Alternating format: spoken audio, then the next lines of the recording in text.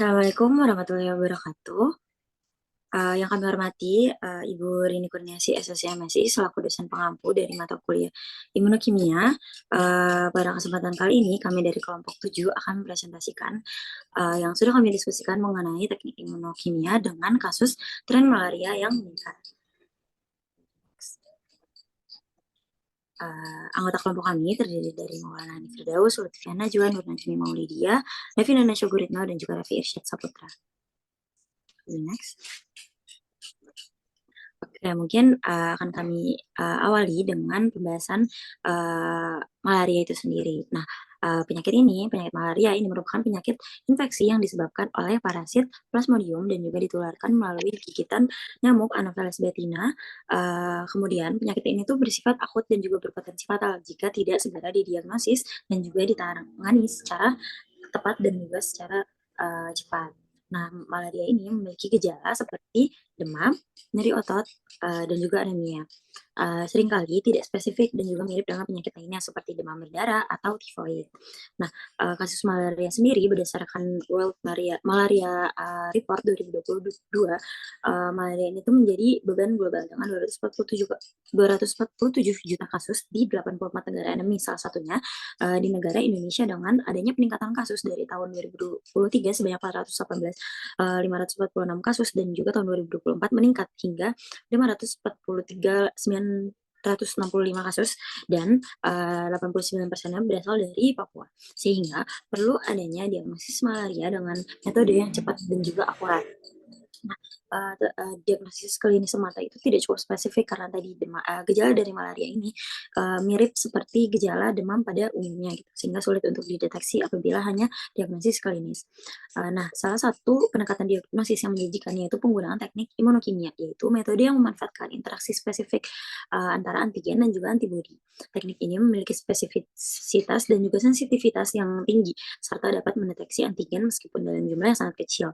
Yang akan kami bahas beberapa teknik imunokimia yaitu ada RDT, ELISA, imunofluorensi, imunoblotting, dan juga imunoafinitas. Next.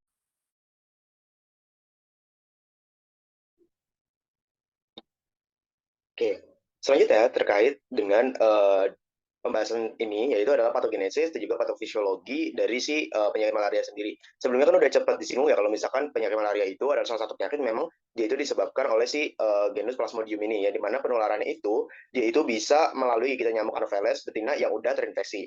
Nah, tapi berdasarkan patogenesisnya sendiri untuk siklus hidup dari Plasmodium itu dalam tubuh manusia sebenarnya kita harus perlu memahaminya dulu sebelum kita menentukan patofisiologi yang terjadi dalam tubuh manusia itu sendiri. Di mana untuk patogenesisnya ini di dalam tubuh manusia dia itu dibagi menjadi ada 3 tahap. Ada yang namanya itu fase awal infeksi, ada fase darah atau eritrositik, dan juga fase gametogenesis atau sporogini yang terjadinya itu di dalam tubuh nyamuk.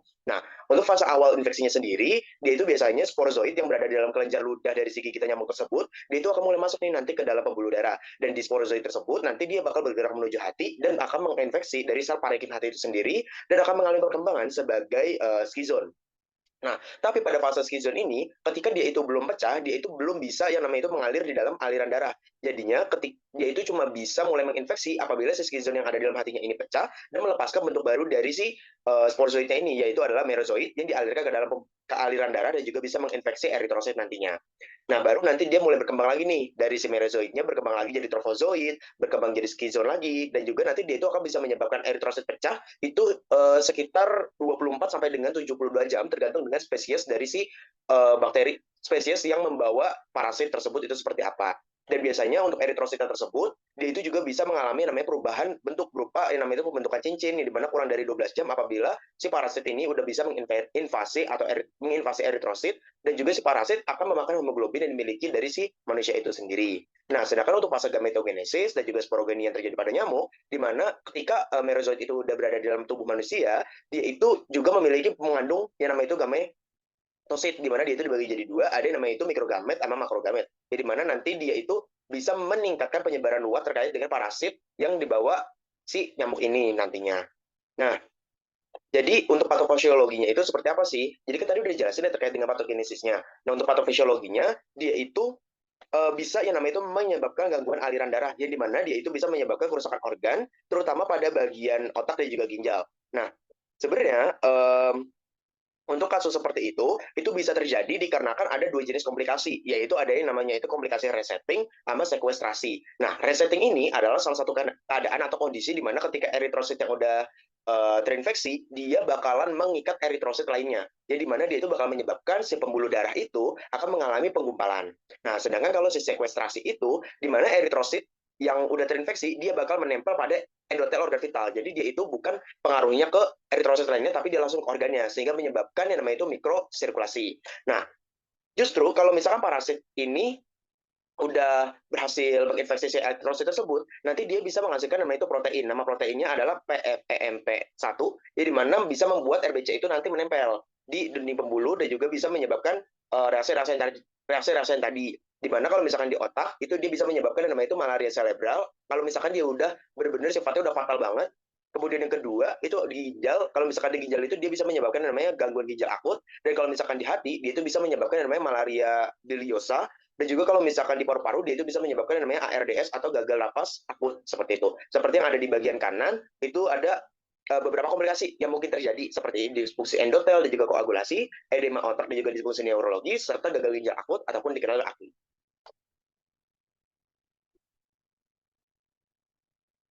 Oke, nah di sini ada juga beberapa sebenarnya untuk gejala-gejala ini adalah gejala klinis yang terjadi secara umum. Terkadang bisa juga berbeda kalau misalkan spesies yang menginfeksi si manusia itu sendiri juga berbeda. Biasanya kalau gejala umum ini itu kan dikenal sebagai yang namanya trias malaria. Dia itu bisa muncul kalau misalkan konsentrasinya itu parasitnya di dalam tubuh udah sekitar kurang lebih 50 mikroliter. Nah, di mana gejalanya ini itu bisa kita bagi menjadi tiga. Ada yang namanya periode dingin, ada periode panas, sama ada periode berkeringat. Nah, kalau misalkan di periode dingin sendiri, dia itu biasanya terjadi 15 sampai dengan 60 menit, di mana ditandai dengan adanya menggigil hebat, kemudian tubuh mulai agak ngerasa bergetar, dan juga giginya bakal geletuk-geletuk, dan juga dia itu biasanya orang-orang yang udah memasuki periode dingin akan lebih sering membungkus dirinya dengan selimut karena berusaha untuk membuat dirinya hangat gitu. Nah, dilanjutkanlah dengan periode panas. Nah, kalau periode panas ini dia itu udah mulai masuk tahap yang kedua di mana demamnya udah mulai tinggi nih. Kemudian wajahnya udah mulai memerah dan juga nadinya akan mulai bergerak dengan begitu cepat gitu. Sedangkan di periode yang terakhir ini adalah periode berkeringat, di mana untuk periode berkeringat ini biasanya dia itu udah sebagai salah satu indikator atau indikasi bahwa tubuh itu udah berhasil melawan si parasit tersebut sebagai zat-zat asing, di mana dia itu akan mulai berkeringat, suhu tubuhnya mulai menurun, dan kondisinya itu si pasien tersebut akan menjadi lebih baik.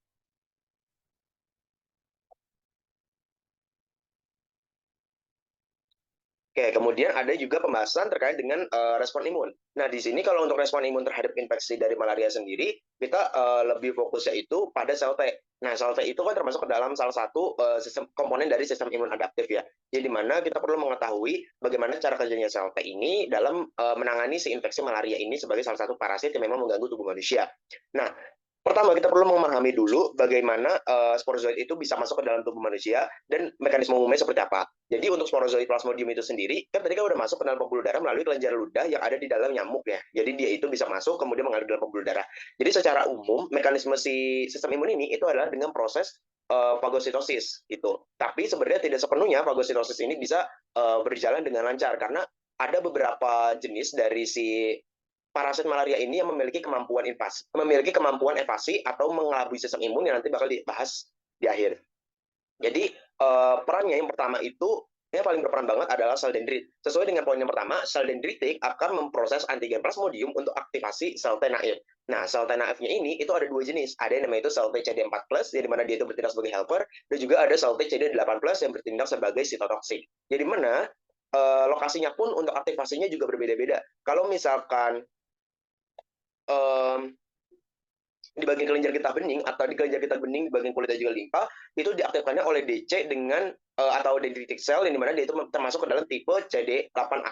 Sedangkan kalau misalkan di kelenjar getah bening dari hati dia itu biasanya dengan menggunakan DC atau dendritic cell yang jenis CSF1R yang dimana dia itu bakal membawa antigen dari infeksi hati. Nah, nanti kan udah diaktifasi di kelenjar tersebut. Nanti setelah dia itu diaktifasi, dia itu bakalan mengaktifasi sel T yang tadi, yang sebelumnya itu naif. Di mana sel T yang pertama kali diaktifkan itu adalah sel T CD4+. Nah, di sini CD4+-nya tersebut, dia itu bisa yang namanya itu mengalami diferensiasi. Nah, kenapa dia bisa mengalami diferensiasi? Dikarenakan adanya sinyal yang diberikan, yaitu sinyal sitokin, yaitu sinyal sitokin, interleukin 12 dan juga interleukin 6. Jadi mana dia itu bisa berubah nantinya menjadi TH1 sama TFH. Nah, ketika dia itu berubah menjadi TH1, dia itu bisa menghasilkan namanya EFN gamma untuk bisa menghasilkan mengaktifkan makrofag untuk bisa membunuh parasit nantinya. Sedangkan yang kedua itu adalah TFH atau T follicular helper, ya, di mana dia itu bakal membantu sel B untuk bisa memproduksi antibodi dengan kualitas yang tinggi, seperti itu. Nah, nanti si TFH ini juga dia itu bisa selain membentuk antibodi, dia itu juga bisa membentuk 3 tipe lainnya. Oke, selanjutnya tadi kan udah dibahas ya sampai terkait dengan diferensiasi dari si sel TCD14 untuk menjadi sel TFH. Nah, di sini kita bahas lagi nih terkait dengan usus TFH. Sebenarnya dia itu gak cuma bisa menghasilkan antibodi yang dimana dia itu membantu proses dari sel B itu sendiri. Sebenarnya untuk si sel TFH ini dia itu bisa membantu beberapa proses lainnya. Contohnya itu ada isotype switching. Nah, apa sih isotype switching? Jadi isotype switching itu adalah kemampuan dimana dia itu bisa mengubah jenis antibodi. Jadi dia melihat bagaimana antigen dari suatu protein, karena protein virus atau parasit ini dia itu memiliki kemampuan untuk meniru atau meniru replikasi dan juga bisa mengubah-ubah antigen-antigennya untuk tidak dikenali, jadinya dia itu bisa mengubah jenis antibodinya biar itu tidak mengganggu spesifitasnya. Nah, kemudian selanjutnya itu ada yang namanya mutasi somatik. Nah, untuk mutasi somatik sendiri, dia itu gunanya adalah untuk meningkatkan afinitas dari si antibodi tersebut dan juga membantu yang namanya itu pembentukan dari sel B memori apabila tubuh kita itu terkena nantinya di jangka panjang atau di hari kemudiannya. Itu. Boleh next selanjutnya. Oke, selanjutnya di poin ke-6 itu adalah di mana antibodi itu bisa memblok sporozoid atau merozoid melalui opsonisasi PRBC ataupun aktivasi komplement dan juga ADDC. Nah, jadi si antibodi sendiri dia itu memang memiliki kemampuan untuk bisa menetralkan sporozoid dia itu sebelum mencapai hati. Jadi itu bisa terjadi dikarenakan sporozoid ketika dia itu sudah mencapai hati, umumnya dia itu bakal bisa mengalami perkembangan dan justru akan menjadi lebih ganas lagi nantinya. Jadi sebelum dia itu bisa sampai hati, diusahakan atau diharapkan antibodi ini itu bisa menetralkan sporozoid tersebut agar dia itu tidak berkembang. Nah, nanti juga selain dia itu menetralkan sporozoid, dia juga bisa mencegah merozoid yang semulanya itu udah berkembang di dalam hati untuk bisa masuk ke dalam eritrosit. Jadinya eritrositnya itu tidak mengalami proses lisis atau mengalami proses pemecahan. Ditandai dengan apa? Dengan ada proses yaitu namanya proses opsonisasi. Nah, proses opsonisasi ini adalah menandai eritrosit yang terinfeksi agar nanti dia itu lebih mudah difagositosis oleh si komponen sistem imun. Sedangkan untuk ADDC itu adalah aktivasi komplement di mana antibody dependent cellular cytotoxicity gitu. Nah, nanti di situ juga ada yang namanya itu peran dari sel TCD8+. Jadi di mana peran dari sel TCD8+ itu dia bakalan mengenali dan juga menghancurkan retikulosit atau eritrosit muda yang dia itu masih memiliki MHC1 jika dia itu sudah terinfeksi, atau dia itu juga bisa menghancurkan dari si sel darah merah yang sebelumnya itu sudah ditandai oleh si antibodi ini. Nah, tapi tentu ketika dia itu bekerja atau menghasilkan respon imun, diperlukan adanya itu regulasi, yang dimana untuk mengatur biar respon imunnya ini nggak terlalu tinggi atau terlalu berlebihan, nanti takutnya malah reaktif ke dalam tubuh manusia itu sendiri, terutama sel sehat. Nah, dia itu sesuai dengan poin 7, di mana diperlukannya sel-sel T yang lain, yaitu ada sel Treg, TR1, dan CD14, IL, 217, di mana gunanya untuk mengatur aktivitas dari sel T dan juga sel B, dia itu agar seimbang, dia itu biar gak terlalu meningkat seperti yang tadi disebutkan. Nah, peran sel T lainnya sebenarnya sesuai dengan poin 8, di mana sel di gamma T itu bisa menghasilkan interferon gamma dan juga MCSF yang digunakan untuk bisa membantu proses fagosit atau proses pembersihan dari parasit-parasit yang ada dalam tubuh, dan juga dia itu bisa sel T lainnya itu adalah sel TH17 dan juga sel TH2 yang gunanya itu untuk mendukung aktivasi fagosit dan juga respon dari sel B itu sendiri buat bisa nantinya dia itu menghasilkan antibodi. Tapi sebenarnya untuk si TH17 dan juga TH2 ini dia itu untuk fungsinya masih diteliti, jadi belum terlalu banyak sumber yang bisa didapatkan.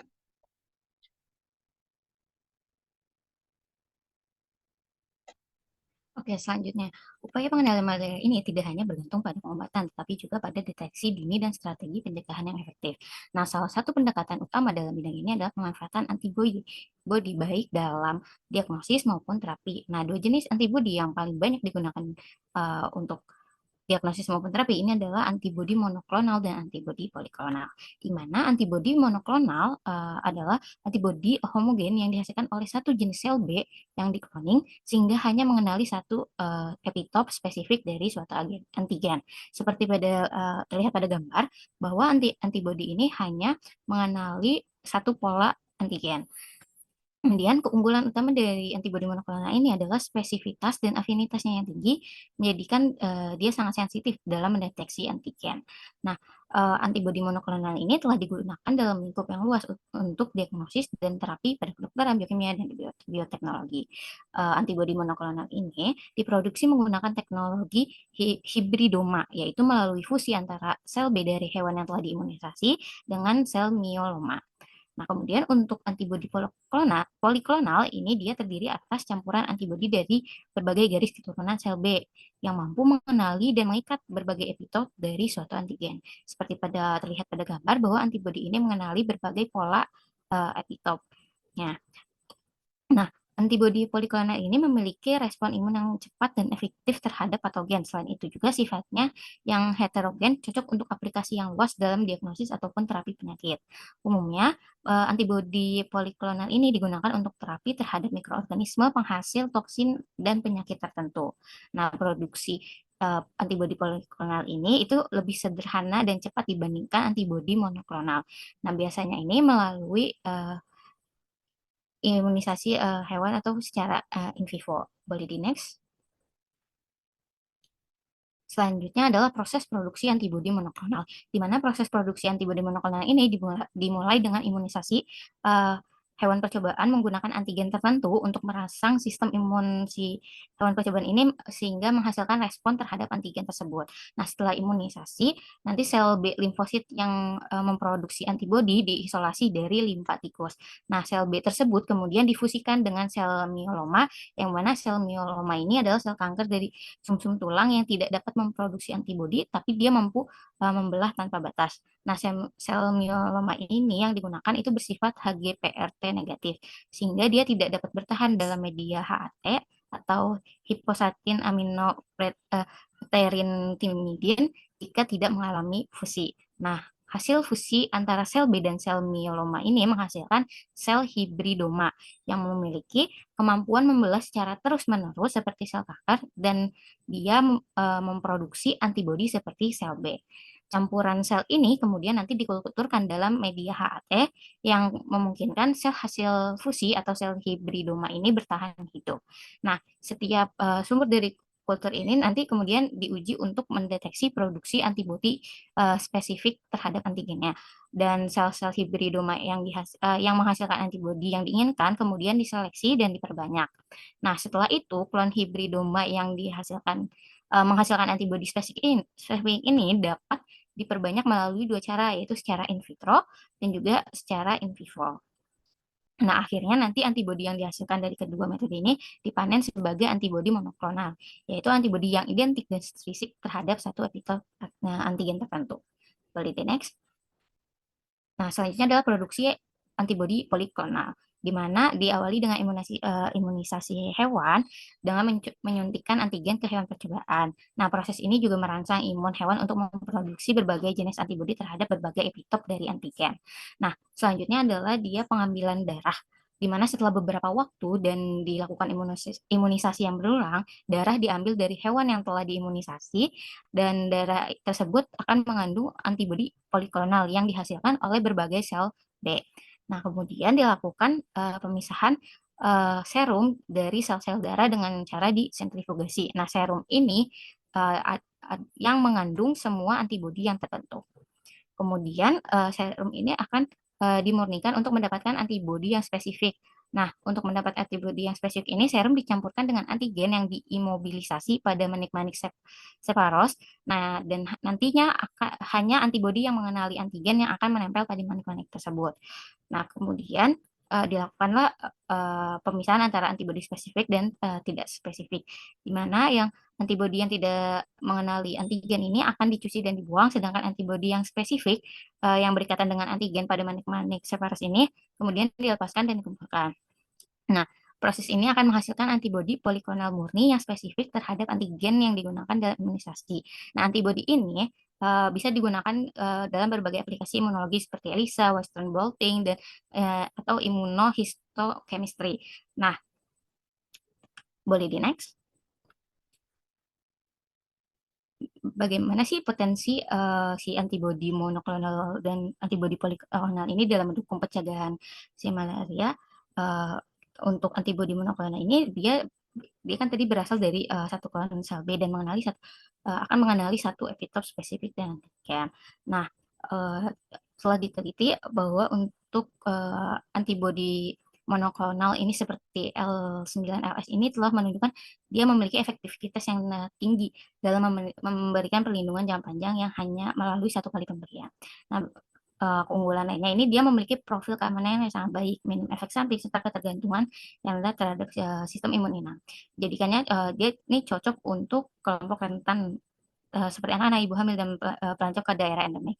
Selain itu, antibodi monoklonal ini juga dapat digunakan bersama dengan terapi lain tanpa interaksi signifikan dan mampu bertahan dalam tubuh hingga dari 1 tahun apabila menggunakan varian long acting.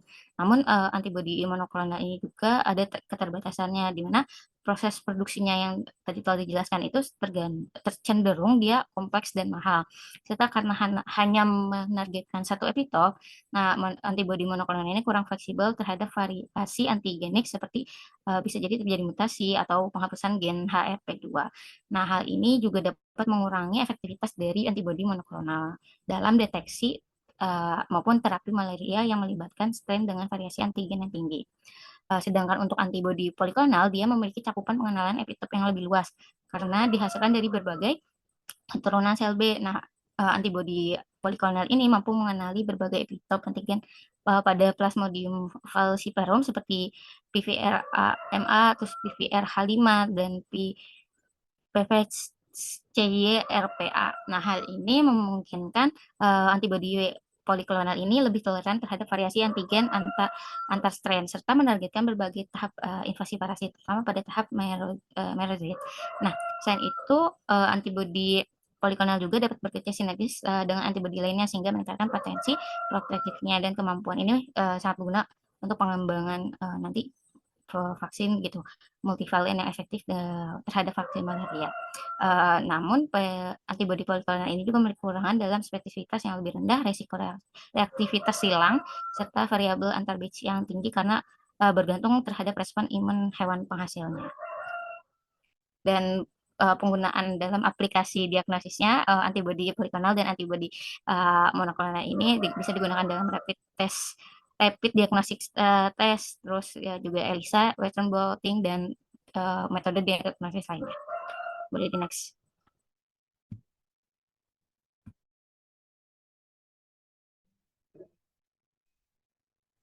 Oke, selanjutnya terkait dengan dasar-dasar diagnostik atau dari malaria itu sendiri, sebenarnya ketika kita pengen mendiagnosis apakah seseorang itu udah terindikasi terkena penyakit malaria atau belum, itu didasarkan atas adanya beberapa pendekatan. Yang pertama itu ada pendekatan anamnesis. Nah, pendekatan anamnesis itu adalah salah satu pendekatan di mana kita melihat berdasarkan riwayat gejala dan juga perjalanan dari pasien-pasien itu seperti apa. Kemudian kita harus yang namanya itu pemeriksaan fisik dan juga secara klinis, uji imunoserologi, serta deteksi secara langsung dengan menggunakan bantuan beberapa alat laboratorium itu sendiri. Jadi mana kalau misalkan untuk gejala klinis dari malaria, kan sebelumnya udah dijelasin ya, seperti biasanya itu dia itu muncul setelah 10 sampai dengan 15 hari apabila nyamuk itu telah menggigit, nyamuk yang udah terinfeksi itu udah menggigit dan juga udah melewati masa kasus inkubasi, seperti ada sakit kepala, kemudian juga ada nyeri otot, kelelahan, demam, mual dan muntah, serta perasaan nggak enak yang bisa terjadi secara umum untuk orang-orang yang memang sakit. Nah, tapi apabila secara fisik dia itu sudah menemukan, bisa dilanjutkan dengan menggunakan 3 metode utama dari diagnosis malaria itu sendiri.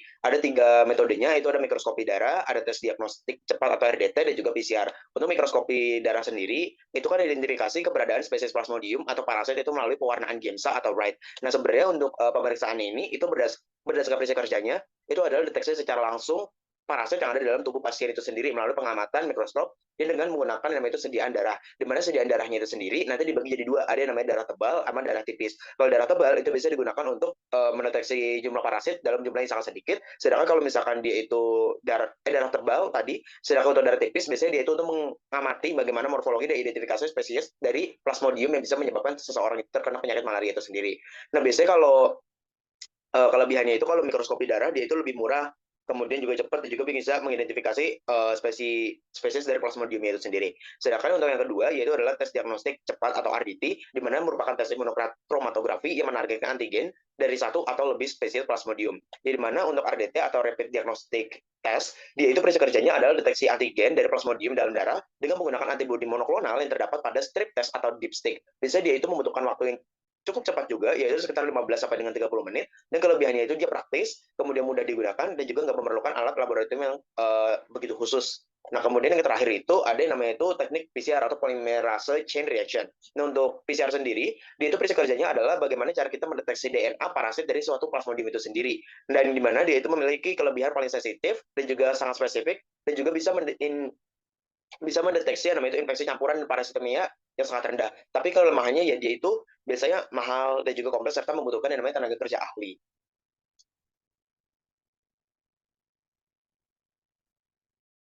Oke, selanjutnya di sini aku mau jelasin tentang prinsip dan mekanisme dari RDT atau Rapid Diagnostic Test. Jadi, boleh di next? Oke, jadi RDT ini adalah alat tes cepat yang biasanya dipakai buat mendeteksi infeksi, contohnya malaria.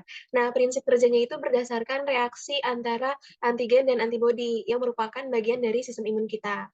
Teknologinya itu menggunakan yang namanya lateral flow immunoassay. Mungkin teman-teman pernah lihat alat tes berbentuk strip kayak test pack, nah itu juga salah satu bentuk dari RDT ini. Kalau di dalam sampel kita ada antigen atau antibodi target, nanti akan terjadi reaksi spesifik. Reaksi ini bikin muncul garis warna di strip sebagai penanda hasilnya. Jadi kalau ada garis di bagian tes, tandanya hasilnya positif. Lalu untuk mekanismenya bisa dilihat di gambar di samping. Di tahap pertama ini kita siapkan dulu komponennya. Jadi di stripnya sudah ada antibodi yang spesifik dan ada juga antibodi yang sudah dikasih label supaya bisa dideteksi. Stripnya ini punya dua garis penting. Yang pertama garis tes, tempat munculnya sinyal kalau antigen terdeteksi. Kemudian ada garis kontrol, ini wajib muncul untuk memastikan alatnya bekerja dengan baik. Nah, saat alatnya belum digunakan, garis-garis ini belum kelihatan, karena belum ada reaksi apa-apa. Nah, boleh di next? Terus kita lanjut ke tahap kedua dari mekanisme RDT, yaitu aplikasi sampel. Di tahap ini, sampel darah dari pasien, misalnya pasien yang dicurigai mengidap malaria, akan diteteskan ke bagian awal strip. Biasanya darah yang mengandung parasit kayak plasmodium akan jadi target utama deteksi. Setelah itu, kita tambahkan buffer. Fungsinya apa? Jadi buffer ini membantu supaya aliran darah dan reagen bisa berjalan lancar lewat stripnya dengan aliran kapiler. Jadi semuanya bisa bergerak bareng dan sampai ke bagian deteksi. Nah, darah pasien dan antibodi yang sudah diberi label akan mengalir bersama di sepanjang strip itu. Kalau dalam darah memang ada antigen dari parasit, maka antigen itu akan dikenali oleh antibodi berlabel tadi. Jadi di sini mulai terjadi reaksi antigen-antibodi. Gambarnya di sebelah kanan menunjukkan prosesnya. Jadi bagaimana antigen dan antibodi itu bertemu dan berikatan, lalu nanti menuju ke garis deteksi. Jadi tahap ini penting banget karena menjadi momen pertama sistem deteksi itu mulai bekerja mengenali apakah ada infeksi atau enggak. Boleh di next? Sekarang kita sampai di tahap ketiga, alias tahap terakhir dari mekanisme RDT, yaitu pembacaan hasil. Jadi di tahap ini kalau memang ada antigen dari patogen, misalnya dari parasit malaria, maka dia akan berikatan dengan antibodi berlabel yang tadi ikut mengalir di strip. Nah, kompleks antigen-antibodi ini akan tertangkap di garis tes dan hasilnya muncul sebagai garis warna. Jadi garis ini menjadi indikator bahwa antigennya sudah terdeteksi. Tapi bukan cuma itu aja yang bergerak, antibodi berlabel yang nggak memungkinkan antigen tetap akan terus mengalir juga sampai ke garis kontrol. Disinilah mereka ditangkap untuk menunjukkan bahwa alat RDT-nya berfungsi dengan baik. Jadi kalau garis kontrol ini nggak muncul, artinya alatnya itu nggak bekerja sebagaimana mestinya. Lalu gimana cara interpretasinya? Yang pertama, kalau dua garis muncul, garis tes dan garis kontrol, itu artinya hasilnya positif. Kalau hanya garis kontrol yang muncul, berarti hasilnya negatif, alias tidak ada antigen. Tapi kalau tidak ada garis sama sekali, atau hanya garis tes saja, maka hasilnya dianggap invalid, dan tesnya perlu diulang. Boleh di next? Sekarang kita masuk ke bagian selanjutnya, yaitu metode deteksi berbasis ELISA, atau nama panjangnya Enzyme Link Immunosorbent Assay. Jadi, ELISA ini adalah teknik imunologi yang juga memanfaatkan interaksi antara antigen dan antibodi, tapi dengan bantuan enzim. Nah, enzim ini dikonjugasi atau ditempeli ke antibodi atau antigen, dan dia akan menghasilkan warna setelah bereaksi dengan substrat tertentu. Makin banyak kompleks antigen antibodi yang terbentuk, maka makin kuat juga warna yang muncul. Dari intensitas warna ini, kita bisa tahu seberapa banyak antigen atau antibodi yang ada di sampel, bisa secara kuantitatif atau semi kuantitatif. Nah, sekarang lanjut ke mekanisme, di mana ELISA ini punya beberapa jenis. Yang pertama, ada direct ELISA. Jadi yang pertama itu antigen ditempeli di dasar sumur, biasanya di plat mikro, lalu antibodi yang sudah dikasih enzim ditambahkan dan langsung berikatan dengan antigen. Setelah itu, ditambahkan substrat yang nanti akan diubah oleh enzim menjadi warna. Lalu ada indirect ELISA, antigen juga ditempeli di sumur, tapi kali ini antibodi primernya nggak pakai enzim. Nah, kemudian setelah itu ditambahkan antibodi sekunder yang sudah bawa enzim dan bisa menempel ke antibodi primer. Kemudian substrat ditambahkan terakhir dan akan bereaksi dengan enzim untuk menghasilkan warna juga. Gambar di kanan ini juga bantu memperjelas, jadi kita bisa membedakan langsung tipe-tipe ELISA dari urutan komponennya. Boleh di next? Lanjut ke jenis ELISA berikutnya, yaitu sandwich ELISA dan kompetitif ELISA. Nah, jadi di sandwich ELISA ini kita pakai 2 antibodi, jadi bukan cuma satu. Yang pertama itu ada antibodi penangkap dan dia dilapisin di dasar sumur, fungsinya kayak jaring penangkap antigen dari sampel. Setelah itu kita tambahkan antigen dari sampel, dan kalau ada dia akan langsung ditangkap oleh antibodi penangkap tadi, lalu kita tambahkan antibodi kedua, yaitu antibodi deteksi, yang bisa saja langsung berlabel enzim atau ditempeli antibodi sekunder yang membawa enzim. Dan terakhir seperti biasa tambahkan substrat biar enzimnya bisa bereaksi dan menghasilkan warna. Semakin banyak antigen di sampel, semakin jelas warnanya. Gitu. Lanjut ke jenis terakhir yaitu kompetitif ELISA. Kalau yang ini konsepnya agak beda. Jadi di sini ada kompetisi alias persaingan. Jadi antigen dari sampel akan bersaing dengan antigen berlabel untuk bisa menempel ke antibodi yang udah dilapiskan di dasar sumur. Nah, makin banyak antigen asli di dalam sampel, maka semakin sedikit antigen berlabel yang bisa menempel. Artinya warna yang dihasilkan justru makin lemah. Jadi kebalikan dari tipe ELISA yang lain. Tuh. Kalau misalkan warnanya lemah, berarti konsentrasi antigennya tinggi. Maybe next. Ya baik, jadi dari tadi yang sudah dijelaskan, terdapat juga metode diagnostik alternatif malaria. Di sini akan kami bahas itu 3 metode. Yang pertama ada imunofluoresensi, imunoblotting dan juga imunoafinitas. Boleh di next. Yang pertama di sini ada imunofluoresensi, di mana prinsipnya ini akan memanfaatkan ikatan spesifik antibodi terhadap antigen dan memvisualisasikannya keberadaan antigen melalui sinyal cahaya fluoresen yang dipancarkan oleh label fluorophore saat disinari cahaya dengan penyambungan tertentu. Nah, di sini metode imunofluoresensi ini ada 2 jenis utama. Yang pertama adalah langsung atau direct, dan yang kedua ada tidak langsung atau indirect. Di mana untuk mekanisme dari direct itu sendiri, yang pertama akan dilakukan preparasi slide, di mana antigen contoh protein dari parasit atau virus itu akan ditempelkan atau diimobilisasi pada permukaan slide mikroskop.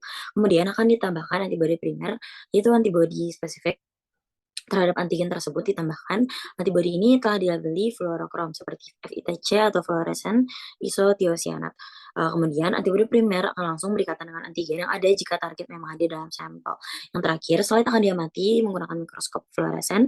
Nah, jika terjadi ikatan, sinyal fluoresen akan muncul di lokasi antigen, menandakan keberadaan antigen tersebut.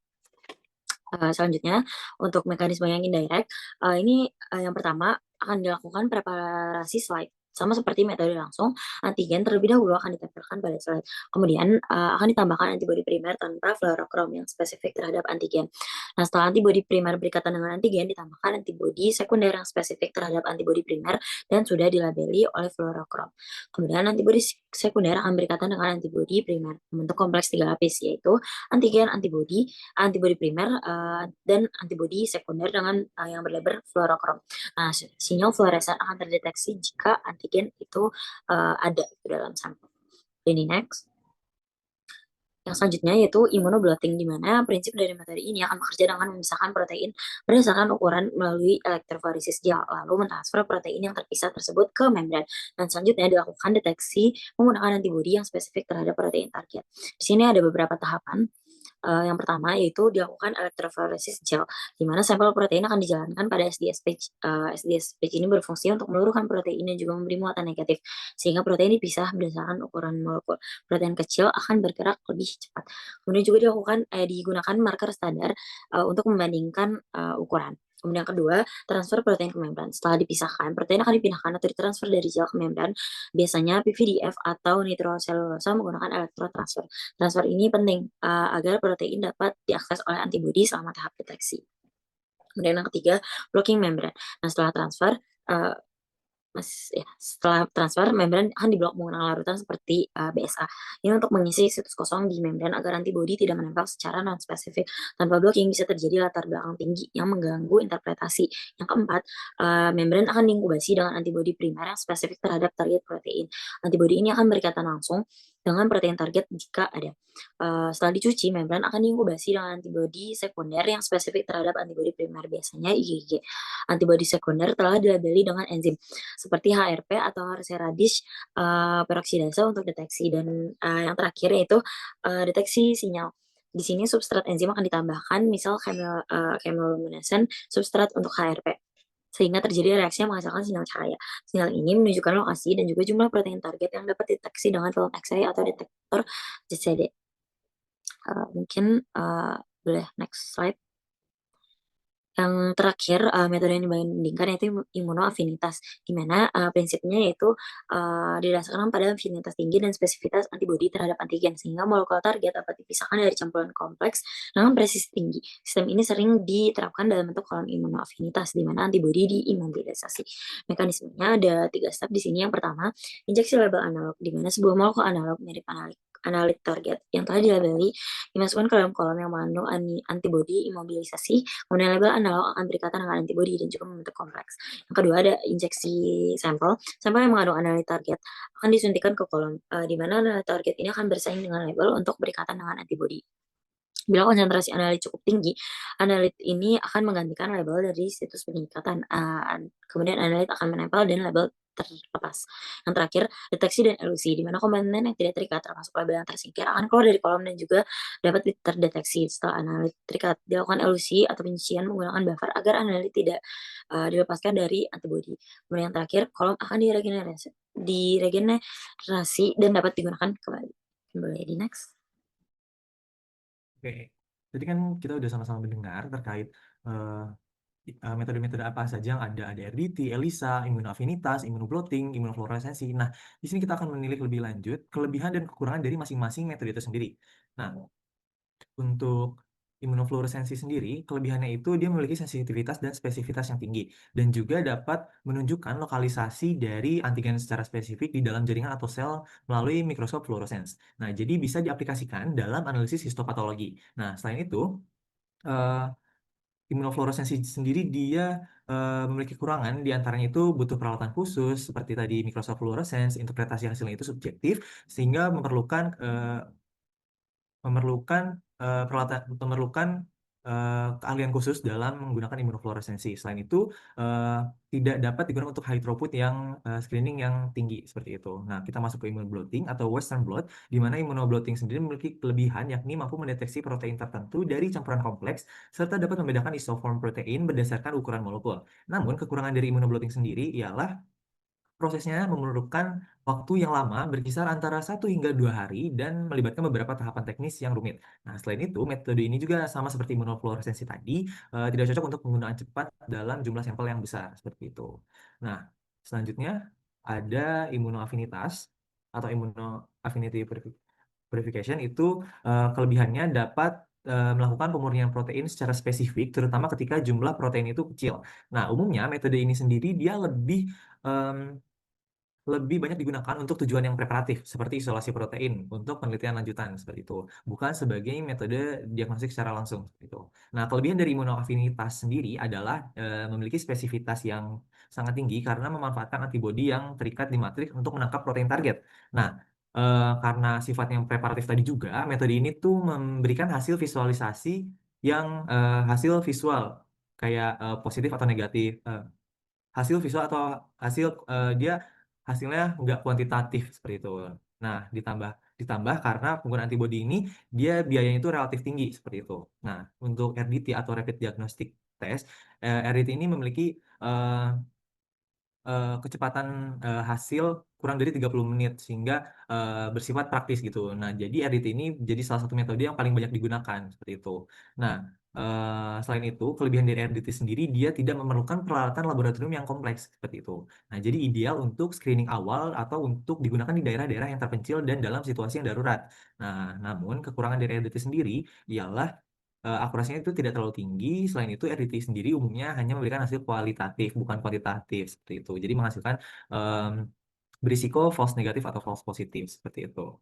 Nah, selanjutnya untuk ELISA atau Enzyme Linked Immunosorbent Assay itu banyak digunakan di laboratorium dan di screening yang sifatnya masif karena dia memiliki sensitivitas dan bersifat kuantitatif sehingga dapat untuk menguji sampel yang banyak seperti itu. Nah, metode ini juga cocok untuk diagnosis uji klinis atau digunakan dalam riset-riset yang memerlukan kecepatan dan dalam sampel yang banyak seperti itu. Namun untuk ELISA sendiri em, me- pengerjaan itu agak sedikit lama, itu sekitar 2 sampai 5 jam dan memerlukan peralatan laboratorium yang kompleks seperti itu, tidak seperti RDT sebelumnya. Selain itu, kekurangannya adalah dapat berisiko cross reactivity jika antibodi itu kurang spesifik.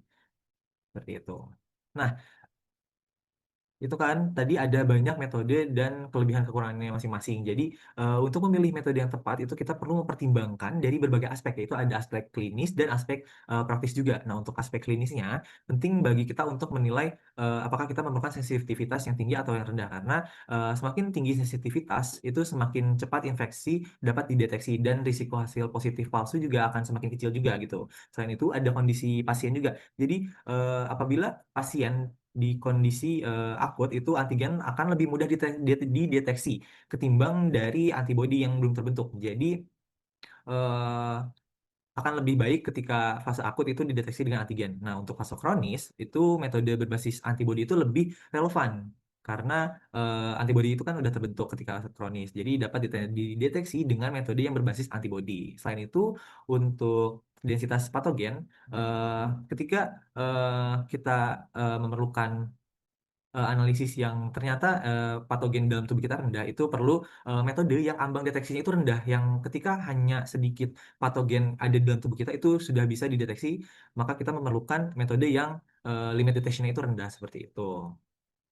Nah, selanjutnya kita masuk ke pertimbangan klinis. Jadi di aspek praktis ini kita perlu melihat nih sumber daya dan fasilitas, efisiensi waktu dan volume, biaya stabilitas dan tenaga juga. Jadi ketika kita bekerja dalam daerah yang terpencil atau tidak memiliki banyak sumber daya yang memadai, itu kita memerlukan metode yang cepat, sederhana dan minim alat gitu. Nah, ketika eh, di rumah sakit besar itu biasanya karena tempatnya memadai, makanya metodenya itu biasanya kompleks dan bisa menggunakan alat-alat canggih seperti itu. Nah, untuk efisiensi dan volume itu ketika kita memerlukan penanganan yang cepat seperti di IGD itu kita memerlukan metode yang hasilnya itu bisa cepat dideteksi seperti tadi penggunaan RDT.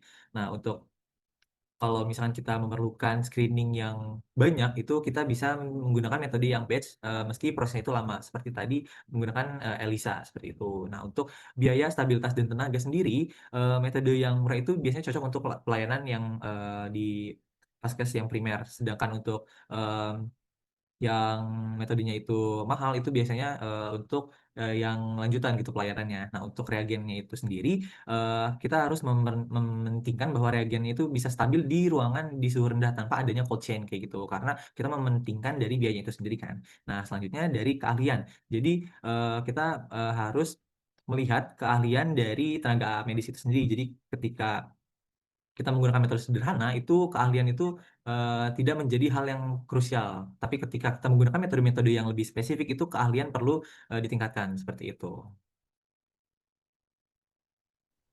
Baik, kesimpulan dari presentasi kali ini adalah metode diagnostik malaria seperti RTB, ELISA, imunosoresen, immunoblotting, dan imunoafinitas tidak ada satu metode tunggal yang unggul dalam semua aspek seperti sensitivitas, spesifitas, kecepatan, kesediaan, dan relevansi klinis. Namun, ELISA tetap menjadi metode diagnosis malaria yang paling unggul dalam hal sensitivitas dan spesifitas, terutama untuk deteksi pada tahap awal infeksi dan screening massal dibandingkan dengan metode lain. Sedangkan RDT tetap menjadi pilihan terbaik untuk diagnosis cepat di lapangan karena praktis dan tidak memerlukan peralatan khusus. Nah, kombinasi RDT untuk screening awal dan ELISA untuk konfirmasi bisa jadi memberikan hasil paling efektif secara klinis dan operasional, ataupun dengan kombinasi metode diagnosis lainnya dengan pertimbangan klinis dan juga praktis. Nah, adanya penggunaan antibodi monoklonal maupun poliklonal pada metode diagnosis juga dapat meningkatkan efektivitas dan akurasi dari metode diagnosis tersebut. Boleh di next. Berikut daftar pustaka yang kami gunakan. Sekian dari presentasi kami. Wassalamualaikum warahmatullahi wabarakatuh.